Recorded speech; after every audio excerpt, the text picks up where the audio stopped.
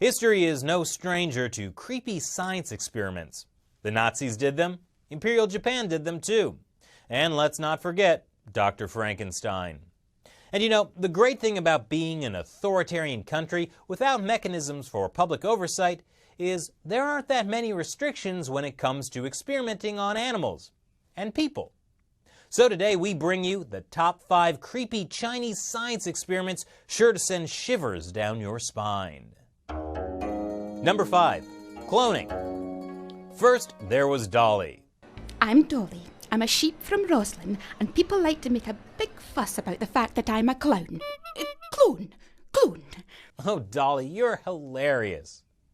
Dolly the sheep was the first ever animal to be successfully cloned from an adult cell. Now that's a big deal because, well, it proves that in theory, the adult me that I know and love could create an exact copy of myself.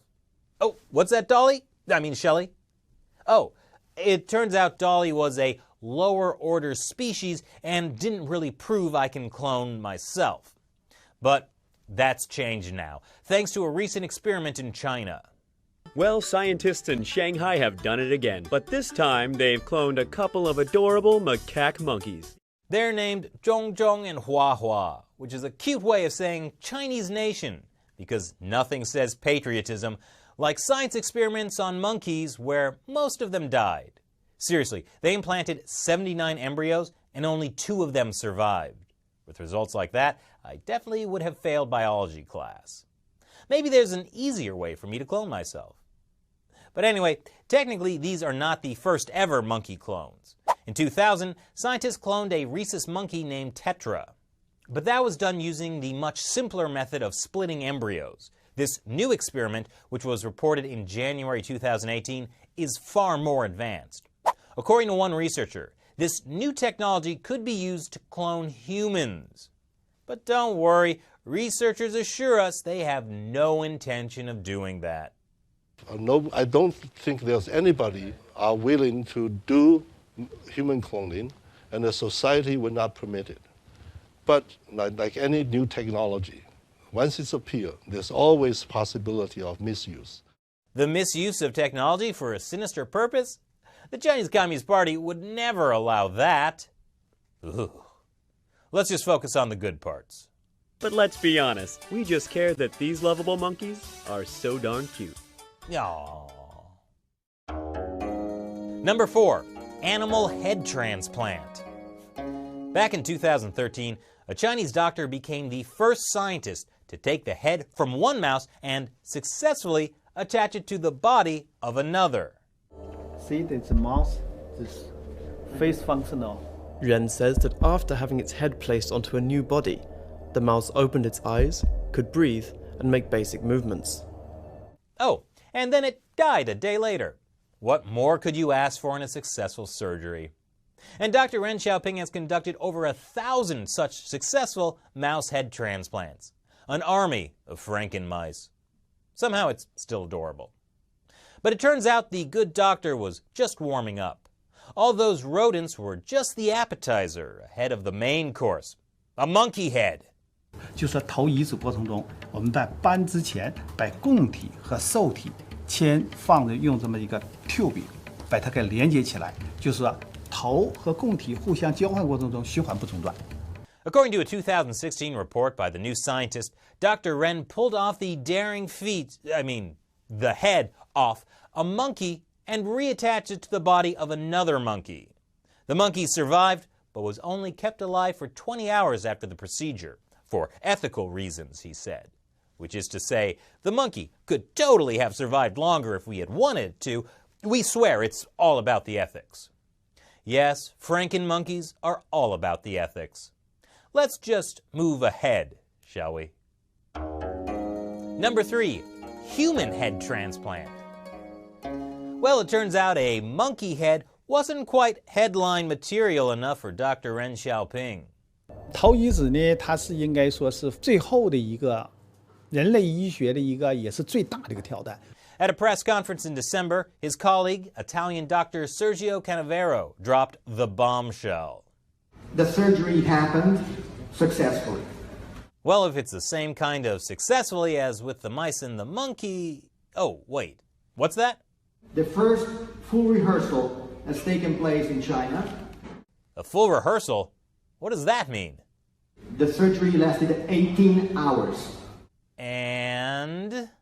In a few days, Xiaoping will announce and give you all the ins and outs. Oh, what an anticlimax.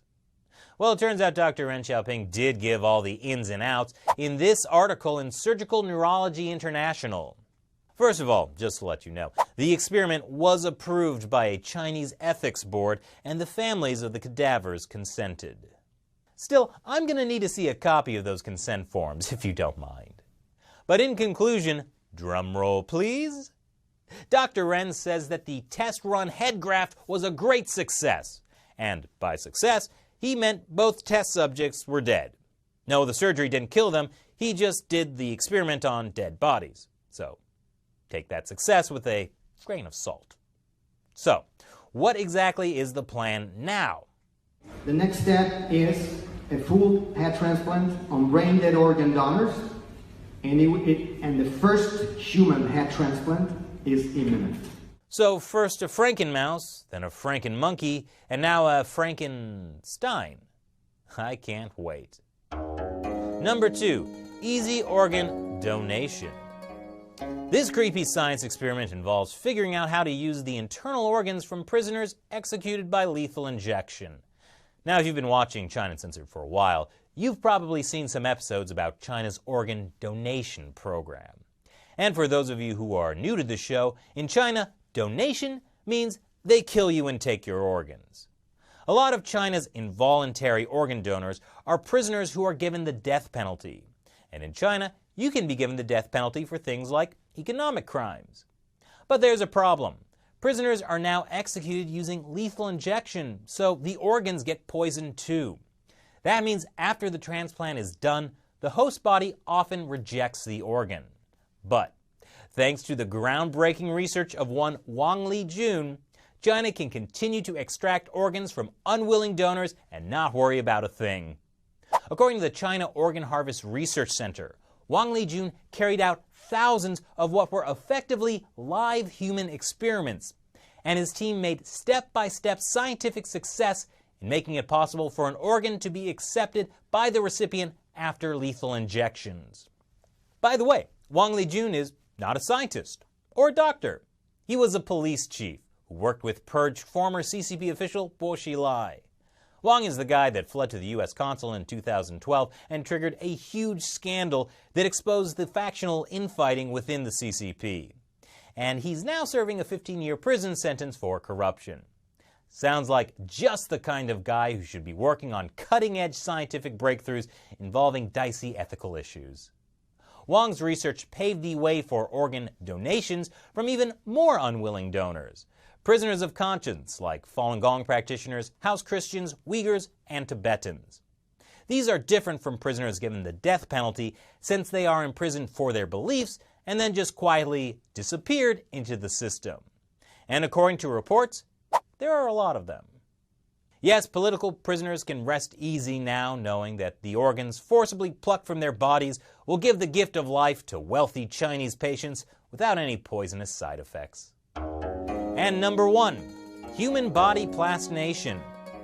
Plastination means taking human bodies and turning them into human Ken and Barbie dolls to be put on display for fun and profit. Ha ha, that looks like so much fun. Chinese scientist Cui Hongjing learned the creepy craft of plastinating human bodies by teaming up with the creepy German anatomists who invented the technique.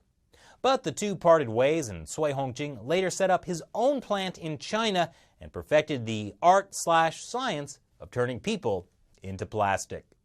He churned out human bodies set in all kinds of bizarre poses and sold them to international exhibitions.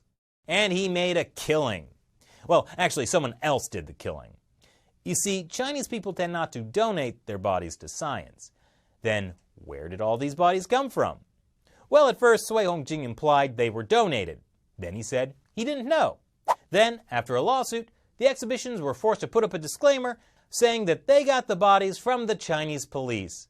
and the police may have gotten them from Chinese prisons. So, probably no consent forms. Can we go back to the Franken mice? That was a lot less disturbing.